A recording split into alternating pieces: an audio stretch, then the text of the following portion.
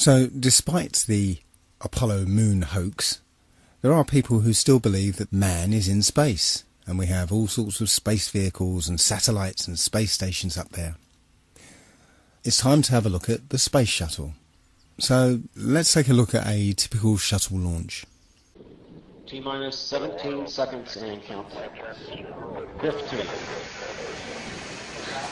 12, 11, 10, 9, 8, 7, 6, start, 2, 1, boost ignition, and liftoff of the Space Shuttle Discovery, returning to the space station, paving the way for future missions beyond.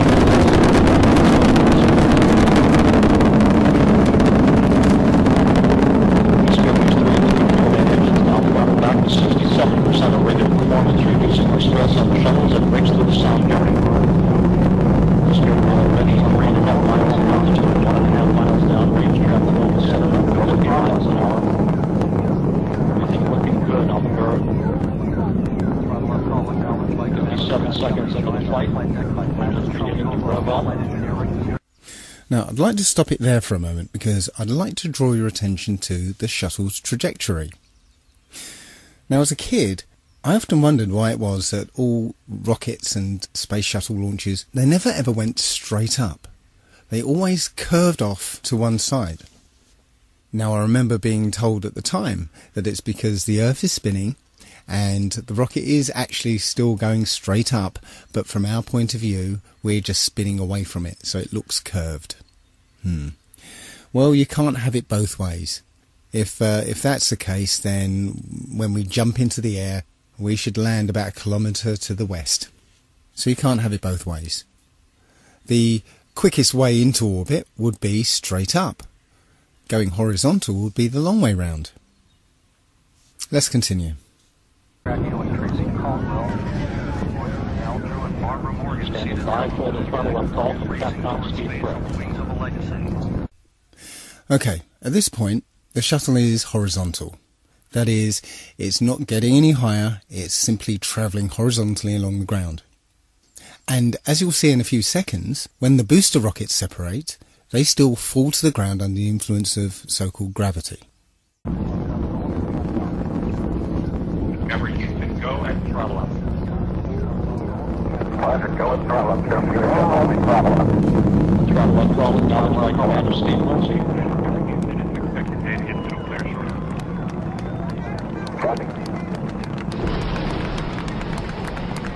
Solid rocket booster separation confirmed. Guidance now converging. Discovery's onboard computers commanding the main engine nozzles to swivel, aiming the shuttle for its precise target in space for main engine cutoff. Should have a good forward link now in S10. Okay, you sound good.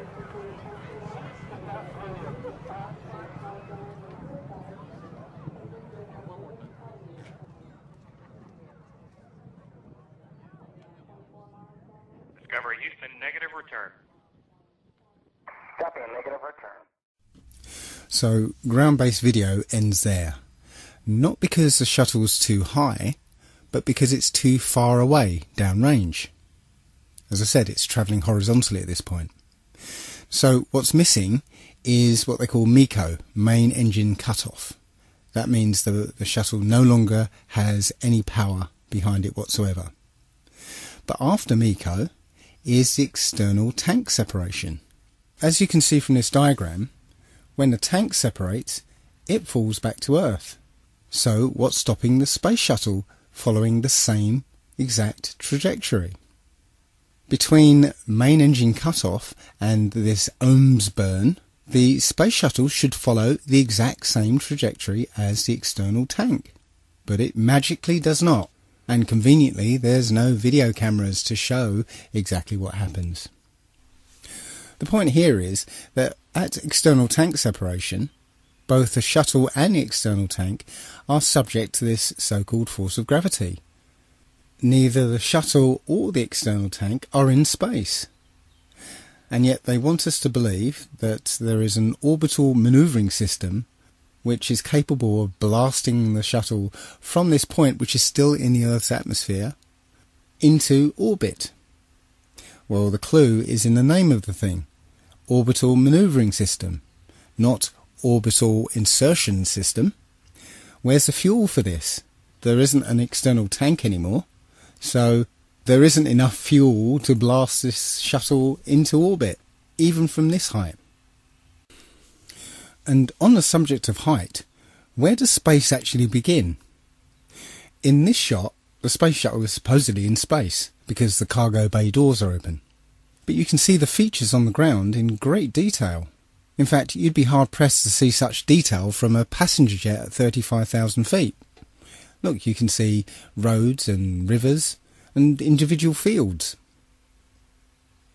Anyway, once the shuttle's completed its mission, it's now a glider. So let's have a look at a video of a glider landing.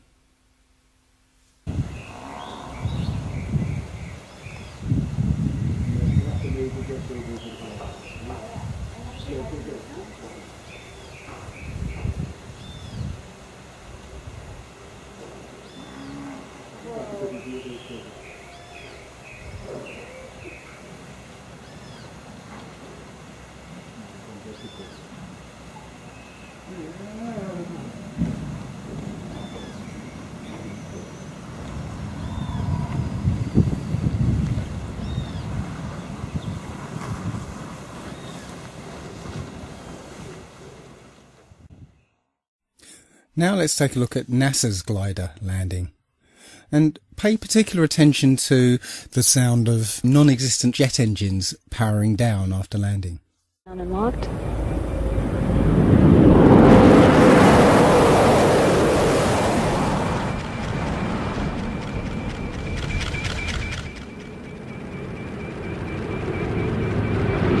Main gear touchdown.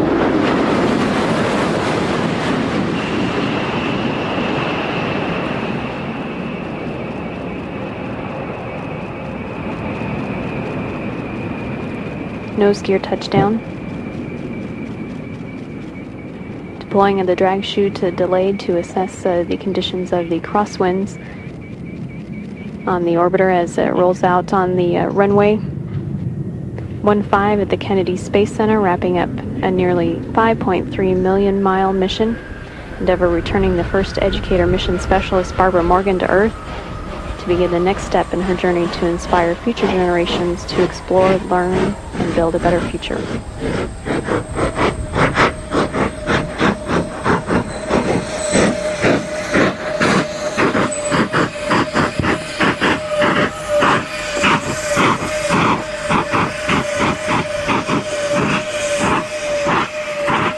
Houston, Endeavour, wheel stop.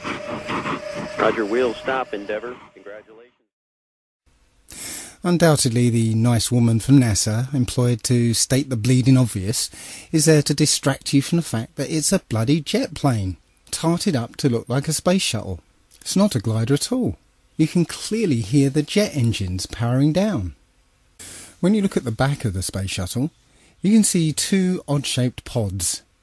These are supposedly the orbital manoeuvring system. On the front of these pods are two odd-shaped holes. Why would a rocket engine need some kind of air intake? Wouldn't it be dangerous to put such air intakes on the back of a shuttle, which on takeoff is going over 10,000 miles an hour? Wouldn't they just rip right off? Very strange. No, these holes are precisely what you'd have if you wanted to hide an air intake to a jet engine. So here's a conspiracy theory. If I was on the receiving end of upwards of 200 billion of taxpayers' money, perhaps this is what I would do. I'd spend a few million on some of what they call hero models. Space shuttle mock-ups that look the part, have lots of flashing lights and computer screens and stuff, but are not flyable. They'll end up collecting dust in museums anyway. Then I would have a few mock-ups that I would fly into space, but really would basically fly out of sight and ditch in the sea, getting destroyed in the process. Then I would spend a few million, perhaps even $1 billion, let's give the taxpayers their money's worth.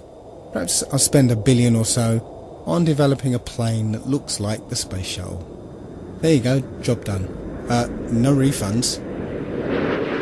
So let's change the launch profile of the space shuttle for my new classified one. We have a remote controlled, full-size mock-up, basically nothing inside, just an empty shell. That's flown up on remote control, on essentially a big firework. Everything acts as normal, the booster rockets detach as normal, but when we get to the external tank separation, that doesn't actually happen. What actually happens is the tank and the shuttle fall back to Earth, where they ditch in the sea and get destroyed in the process. After the mission's complete, a space shuttle plane takes off from an undisclosed location and lands at an Air Force base in front of the TV cameras. Simple. Don't be ridiculous, Dave. You couldn't fake something like that. There'd be too many people involved, and the truth is bound to get out. Blam, blam, blam, blam, blam. The best example of space shuttle fakery is the Challenger disaster. In 1986, the shuttle Challenger exploded about 74 seconds after takeoff, killing all 7 astronauts inside. Or did it? It turns out that 6 of the 7 are still alive and kicking today. Ellison Onizuka claims to be his identical twin brother, Claude. Yeah, I've got an identical twin brother, Claude, too. The Challenger pilot, Mickey Smith, hasn't even bothered changing his name. He's now Professor Michael J. Smith of University of Wisconsin. Now, Krista McAuliffe was a bit of a sneaky one. She was the Challenger payload specialist, quite famous for being a teacher. It turns out during her astronaut days she was using her middle name, Krista, and now she goes by her first name, Sharon, and she's a Syracuse law professor. The Challenger commander, Francis Richard Scobie, is now Dick Scobie, which sounds like a rather unpleasant disease, CEO of Cows in Trees Limited. Judith Resnick, the Challenger mission specialist, again hasn't even bothered changing her name. She's a professor at Yale Law. And finally, Ronald McNair, another Challenger mission specialist, claims to be his identical twin brother, Carl McNair. What are the odds? And now we come to the imaginings of this man here. Arthur C. Clarke, Freemason and science fiction writer, came up with the concept of the telecommunications satellite. And several years later, we have thousands of telecommunications satellites supposedly spinning around the planet.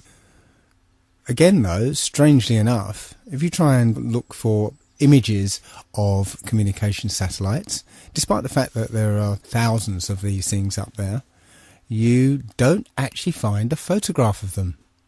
Just lots and lots of CGI photoshopped images. The problem is that satellites inhabit a region of the upper atmosphere known as the thermosphere. It gets its name because the temperatures up there reach something in the order of 2,500 degrees centigrade. This is a source of some confusion. Although Wikipedia says that it reaches such high temperatures, it also says, paradoxically, that you wouldn't actually feel the heat because there's not enough air molecules up there to heat you up. Yeah, right. Doesn't quite work like that. The vacuum of space is actually a perfect insulator, which is why we use a vacuum barrier in thermos flasks. The heat from the inside cannot be conducted or convected to the outside. The sun's radiation does not actually heat space up. As I said, the vacuum is a perfect insulator. The sun's radiation traverses space until it hits some object. And when it does, that object absorbs the heat and the temperature rises and keeps rising. And without an atmosphere to conduct or convect the heat away, the temperature will rise up to and over 2,500 degrees. So the Hubble telescope, for instance, would look something like this.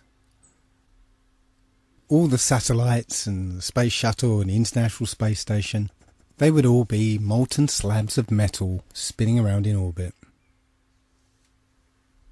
But let's put that aside for a moment. There are supposedly between 25,000 and 50,000 satellites in orbit. But let's have a look at some videos supposedly from the International Space Station.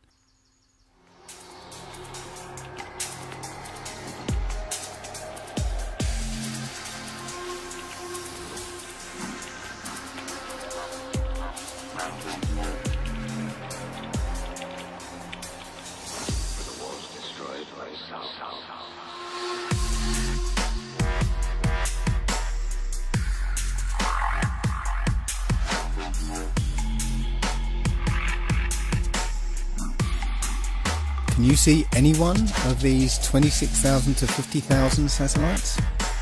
I can't.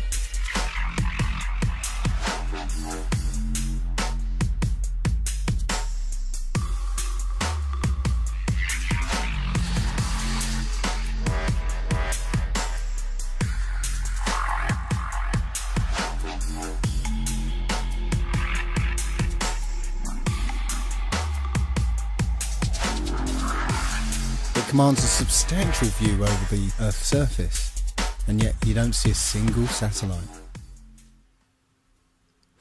Now, I do accept that you can look up into the night sky and see what we're told are satellites. I've done it myself. I've seen bright lights moving across the sky, but I have no idea what those things are. In this video, you can see several large bright objects. However, none of them appear on any satellite tracking applications. When you look up at a jet airliner flying at 35,000 feet, you can only see it as a small dot.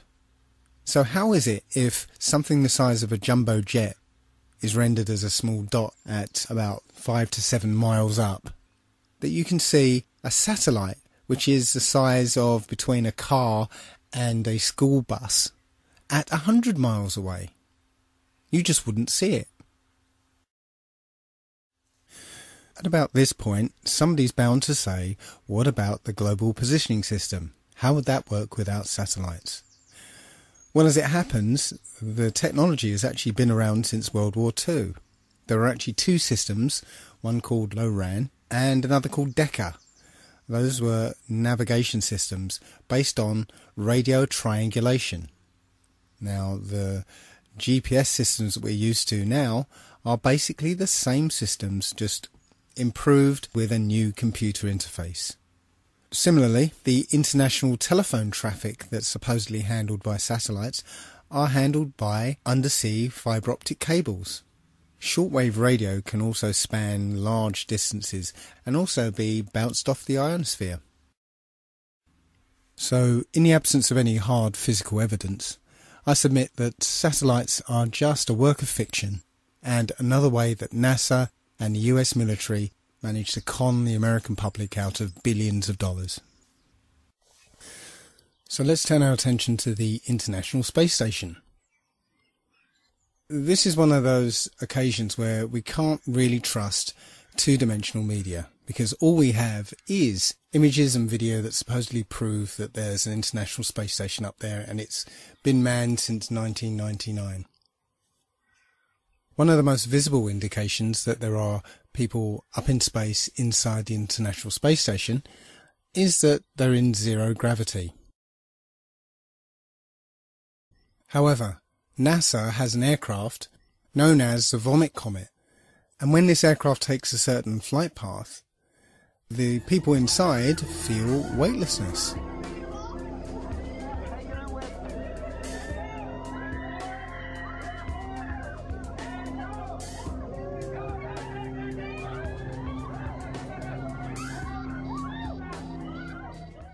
So it's almost certain that NASA has an aircraft fitted out to look like the International Space Station's interior. Now take a look at this. Hello, Katie. Notice how suddenly as she starts to wave, she floats out of control. This is so cool, isn't it? Hey, Katie, I want Welcome to ask aboard you a the space question. This station. is Leah. Look at this. Wow. The same thing happens here. As the plane starts its zero-G dive, the people start to spontaneously float upwards. The other problem with this technique is that this aircraft can only simulate zero gravity in 45-second to a minute bursts. So NASA employs many little tricks here to simulate weightlessness. None of their footage is live, it's all pre-recorded and edited, so plenty of scope there to use some of the cinematic tricks that we're used to, like harnesses and wires that are edited out later with CGI. But here we can see one of the tricks they use to maintain continuity between periods of weightlessness. Take a look at this woman's hair. Doesn't it look a bit strange to you? Look how it seems to spring back into place. We're led to believe that this is an effect of weightlessness, that the hair will just sort of float around. But it doesn't quite seem natural, does it? Here's video from the Vomit Comet again. Watch the way this woman's hair flows as she moves.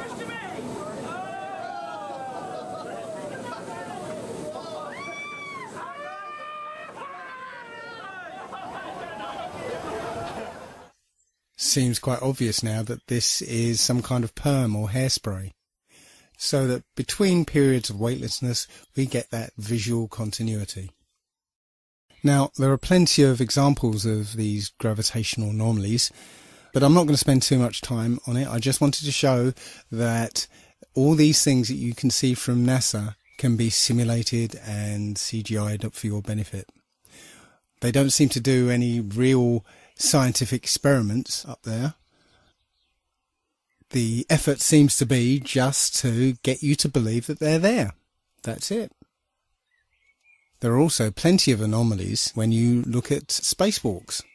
For footage of spacewalks on the exterior of the International Space Station, NASA will freely admit they have a huge swimming pool called the Neutral Buoyancy Lab, where they train their astronauts, and within this huge swimming pool they have a mock-up of the exterior of the International Space Station.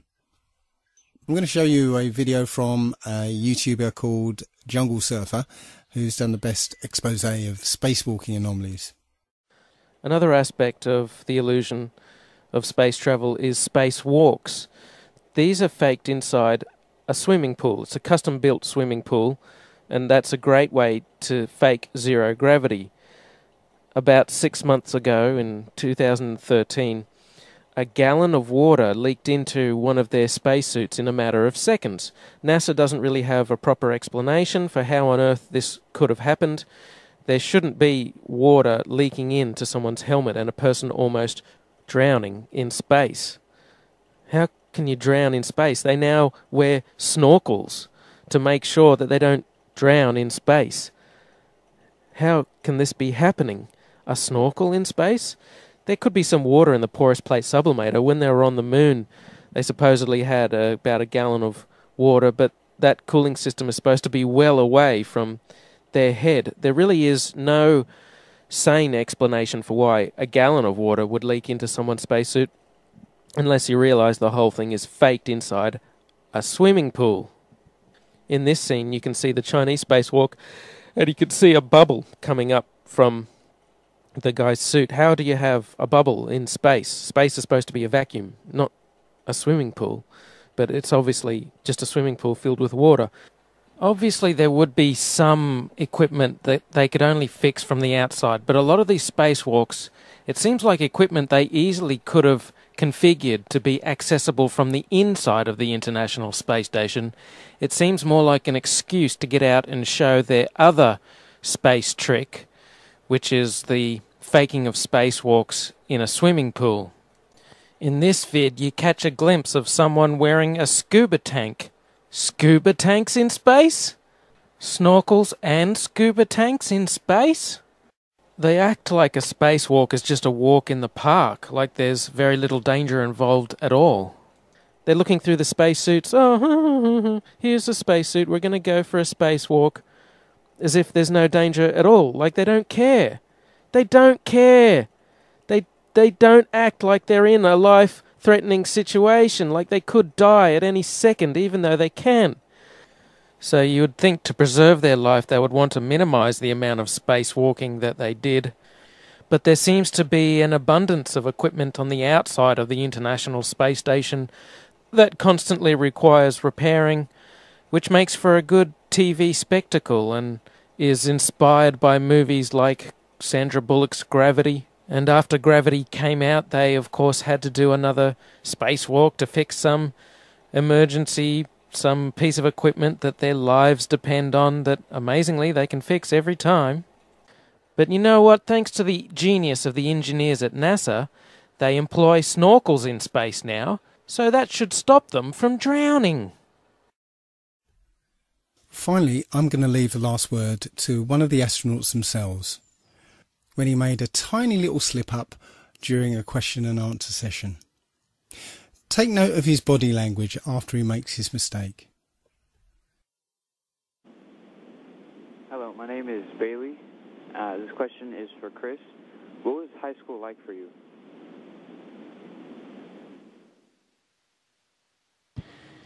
Well, it was the 1980s, so the music was different, the hairstyle was different, the clothes we wore were different than today, but probably in 5 or 10 years it'll be the same. And in school, I was just like you, probably all of you there.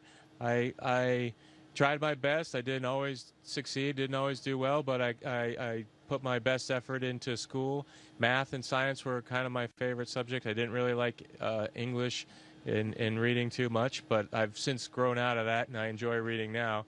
And I played a lot of sports. And all of that happened in a little town called York, Maine, across the United States from where we're talking to you right now. Whoops. Called York, Maine, across the United States from where we're talking to you right now. Hello, my name is Steve Owen. I'm a teacher here at Riverside Prep. I'd like to ask you about the stress associated with the long periods in the space station. I'd like to ask Karen, what is the training that you get to cope with that stress and related psychological issues?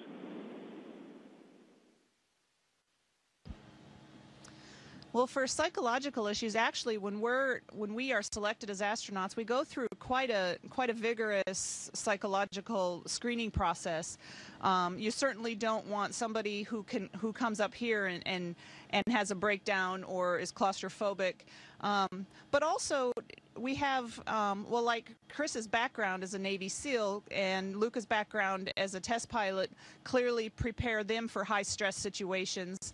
I could also argue that going through the process of getting a PhD can be a high-stress thing as well. And so, generally, when people get to the point where they're applying for this job, they've been through several things in their life that are high stress and have proven that they can handle. Humans in space? I'm not even sure there is such a thing as space anymore. So, could the Earth really be flat? Most people, when they think of a flat Earth, immediately think, what happens when you get to the edge? Well, the flat Earth model is a flat circular disk with a north magnetic pole in the centre, and all the continents are laid out around it. On the edge of this disk is a wall of ice, and we call it Antarctica. There is no South Pole. That's why you can't fall off the flat Earth. The wall of ice keeps the oceans in and stops you from reaching the edge. Strangely enough, the only other place that this model is used is in the United Nations logo. Looks like they know something that we don't. As you can see on the UN logo, the flat Earth map is overlaid with a grid. And that grid divides the Earth into 33 sections. And also, there's no Antarctica on this map. It's almost as if that grid were like bars, like a cell, locking us away from Antarctica, which is precisely what they're doing. The United Nations countries are all signatories to the Antarctica Treaty, which basically bans anybody from going to Antarctica. And if there's any absolute proof of either the globe Earth or the flat one, then I believe the answers would be in Antarctica. But before we examine Antarctica, I'd like to take a look at flights in the Southern Hemisphere. Now, this information came to me through Mark Sargent and his Flat Earth Clues. A lot of people say that Mark is a shill. I communicated with him over email. He seemed like a decent bloke. So I'm not going to say he's a shill. He has his ideas, his views, his perspectives, as I have mine, and everybody else has theirs. So I'm not going to say he's a shill. But nonetheless, his Flat Earth Clues were very well done, and I got a lot out of them. So thank you, Mark. The crux of this issue is the lack of direct flights in the Southern Hemisphere. I took a look at some of these flights and particularly focused on flights from Cape Town to Auckland, New Zealand. Generally, flights in the Southern Hemisphere tend to be indirect, with one or more connections and lengthy layovers. Such is the case with this one from Cape Town to Auckland. This flight came out around about 37 hours with a connecting flight in Dubai. Now if you look on a map, Cape Town to Auckland is a straight shot across the Indian Ocean, 7,310 miles. That should take about 12 hours. But in this case, we're taking thousands of miles north to Dubai, then back down south to Melbourne, and then across to Auckland. It doesn't make any sense. Until, that is, you look at it on the Flat Earth model. Now you can see it's a straight line from Cape Town to Dubai to Melbourne, and the distance is more like 16,000 miles.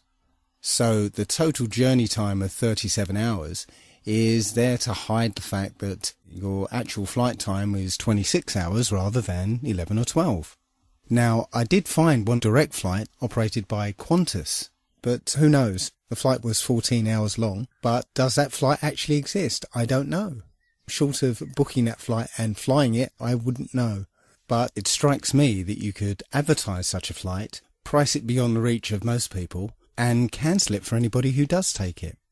But that's just speculation.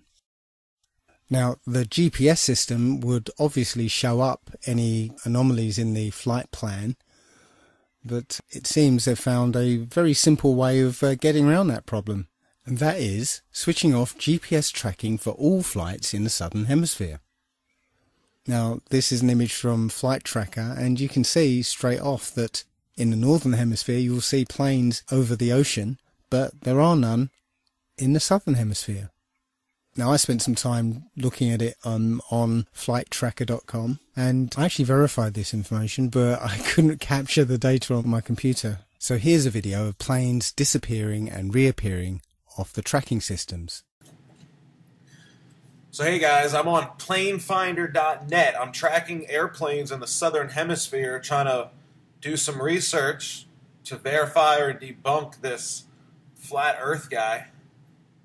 And what he said is that airplanes disappear in the South Atlantic near the, in the Southern Hemisphere when they fly over oceans. And it's true. I was tracking a British Airways flight from Buenos Aires to London, and I was tracking, and then it disappeared. And then I clicked on this plane right here, Qatar. See how the flight path, like when you click on the plane, the flight path appears or disappears, right? So I clicked on this plane looking for my British Airways flight, and I found this flight, and look, see how the flight path just starts in the middle of nowhere right here? His flight path starts in the middle of nowhere. That's because what they do with flights in the Southern Hemisphere is they disappear them. They turn off the GPS over the ocean, and then they reappear the flights about an hour before landing. And that's exactly what the Flat Earth guy said they do. And that's exactly what they're doing. right, this guy's going to Rome. Okay. So this is a pretty good flight to track because he's going all the way to Europe. So I just clicked on this flight, same thing. This guy, we should have saw him before when we were tracking the other plane and when we were tracking this plane that's heading to Rome. But this guy, when we were tracking the plane headed to Rome, he wasn't even on the map. He's coming from Abu Dhabi. It's in the Middle East. He's been in the air for what, 12, 13, 14, 15 hours? He's been in the air for 7,000 miles, and we're just picking him up right here. We're just picking him up in the middle of nowhere. Look, they disappeared the flight over the entire ocean, and they're reappearing it for landing. About an hour before landing. Think about it. He's got 500 miles to go. It's about an hour before landing, just like the flat earth guy said. I mean, take a look at what this guy's flight path should look like on a flat earth model. This stuff's crazy. You have to look into this for yourselves. Don't pretend like you know everything, because you only know what you've been taught, and we know that the stuff we've been taught was a bunch of bullshit. So we need to question everything. Question everything. But don't believe everything. Question everything. There's a big difference. Now, I know a lot of this evidence seems circumstantial, but there are many flights in the southern hemisphere that have stopovers in seemingly nonsensical places that only make sense on a flat Earth. Santiago, Chile to Auckland, for instance, stops over in Los Angeles. Nonsensical on a globe makes perfect sense on a flat Earth.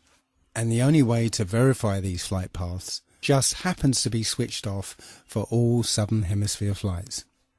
Circumstantial, I'll grant you, but compelling nonetheless. So let's take a close look at Antarctica. The first thing you'd encounter when you reached Antarctica would be a 200-foot wall of ice, followed by 300 miles of Antarctic desert. No life, no vegetation, and temperatures that drop to minus 100 degrees centigrade. And if you manage to survive that, then you encounter a mountain range 2 miles high. Those mountains are called the Rockefeller Mountains, and at the top is the Rockefeller Plateau. Interesting. And beyond that, nobody knows what's there. Apart from maybe one man, Richard E. Byrd. Admiral Byrd led 3 expeditions down to Antarctica. Now the last 2 weren't just expeditions, they were military operations. Operation High Jump and Operation Deep Freeze. And here's Admiral Byrd explaining what he found down there. Admiral Byrd, our guest tonight, is not only our greatest living explorer, but he's been an inspiration to countless Americans. Admiral Byrd, you've been to both the North Pole and the South Pole. Is there any unexplored land left on this Earth? Yes, there is. But strangely enough, there's left in the world today an area as big as the United States that's never been seen by a human being. And that's beyond the pole on the other side of the South Pole from Middle America. And I think it's quite astonishing that there should be an area as big as that unexplored. That's a tremendous So challenge. there's a lot of adventure left down at the bottom of the world. Why this interest in the bottom of the world? Nobody living down there, is there? It happens to be an untouched reservoir of natural resources. What are they? What are the natural resources there? Well, we've found enough of coal within 180 miles of the South Pole in a great ridge of mountains. It's not covered with snow, enough to supply the whole world for quite a while. Well, that's the coal. Now, there's evidence of many other minerals. We are pretty sure there's oil. Now, that coal shows the bottom of the world. Now, by far the coldest spot in the world. Where that coal is gets 100 below zero in the winter. Well, it was once tropical. So we think there's oil there, and there's evidence, probably uranium there. As I said, it's the most peaceful place in the world, but I don't think it will be for long because of this intense interest on the part of other nations and this nation. So I'm willing to say to you that there will be a number of expeditions that will follow, I think, year after year. Immediately after Admiral Byrd's last expedition, the Antarctic Treaty was signed and nobody was allowed to go there. Bearing in mind all the mineral resources, unlimited coal, unlimited oil, uranium, and an entire continent the size of North America lying unexplored. Now, we're talking about countries who burn down rainforests without batting an eyelid, or put up drilling rigs at the merest sniff of oil, or destroy pristine countryside to build fracking wells. Do you think for one moment any of these countries or corporations will leave all that untapped wealth unexploited? Something doesn't ring true. Now, I don't know for sure that we live on a flat earth, but I do know that we're not clinging onto the surface of a ball. And now let's look at the how and why. How have they managed to pull this off? Well, indoctrination since childhood. There's pretty much a globe in every classroom, and it's just a given that the world is a sphere. Even our language reflects it. Global finance and around the globe. And when we're taught things in childhood and everything we look at supports that view, then we rarely go back and re-examine it. But far and away the main basis of our belief is the supposed history of our scientific endeavour. What most people don't realise is that all the characters in this story are all actors in the same club.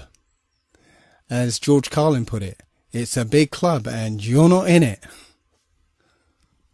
Ptolemy, who first put forward the heliocentric model, was acknowledged as the first Mason.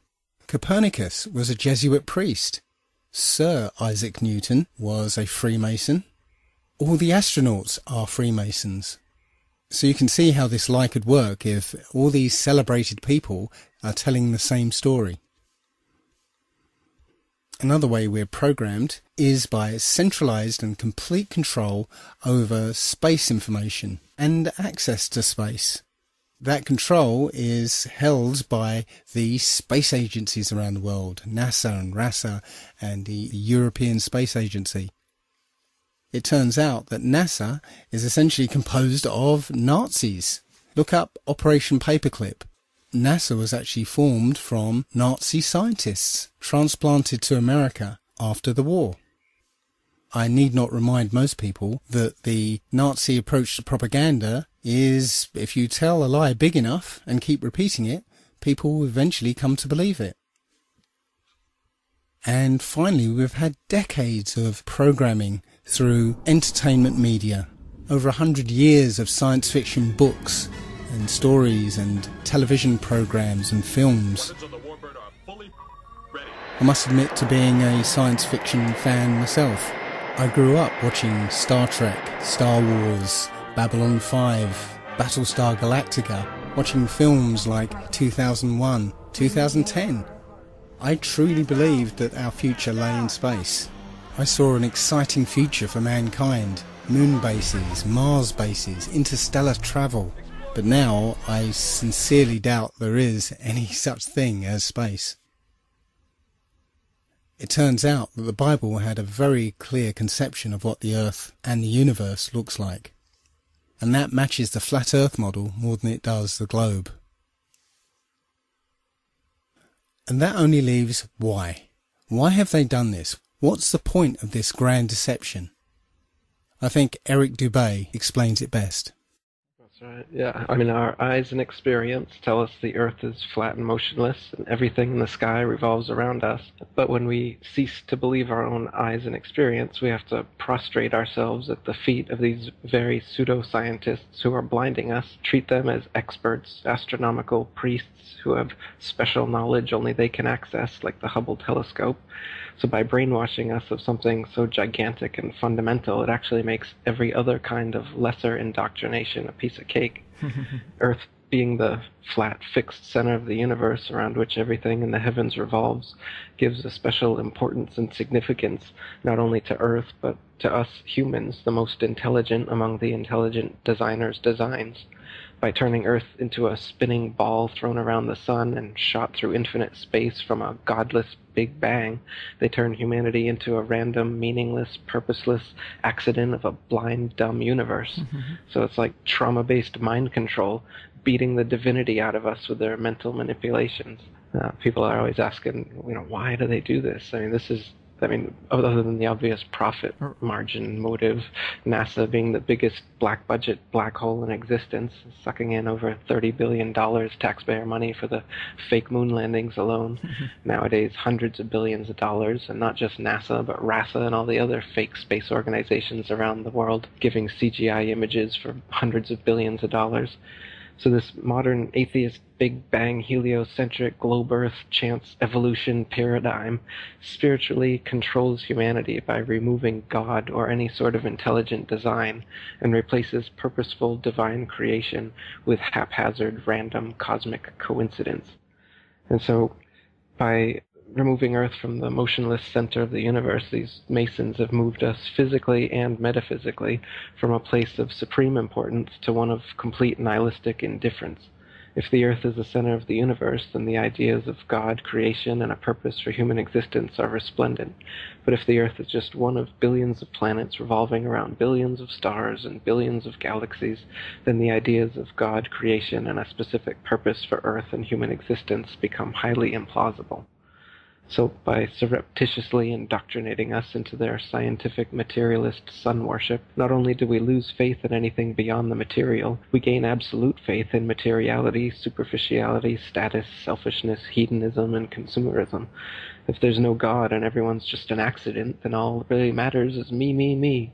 So they've turned Madonna, the mother of God, into the material girl living in a material world. Their rich, powerful corporations with their slick sun cult logos sell us idols to worship, slowly taking over the world while we tacitly believe their science, vote for their politicians, buy their products, listen to their music, watch their movies, all sacrificing our souls at the altar of materialism. It's a big deception. I'd say it's the biggest cover-up and conspiracy in history. We've been completely deluded for 500 years. So there you have it. There are a great many other points I could have raised, and I've barely scratched the surface. But if any of these points are true, then we have to abandon the model we've accepted thus far. Now, I don't know for sure that the Earth is flat, but I've seen enough evidence to make me strongly feel that that is the case. And moreover, my spidey sense, my intuition, tells me that this is true. I don't know what's beyond Antarctica. It could be a dome. It could be an infinite flat plane. It could even be just more Earth. More Earth than we realise, just as Admiral Byrd found. There are many who think that ultimately this is unimportant and just a distraction. But I see this as one of the most important revelations we could ever have.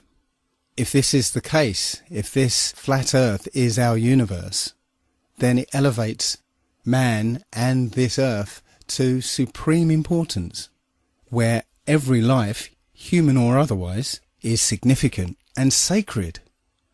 And when we all realise that, then the world, the universe, changes. So I'd like to finish this the same way as Mark Sargent does. Do your own research and feel free to contact me. I'm Dave at allegedlydave.com.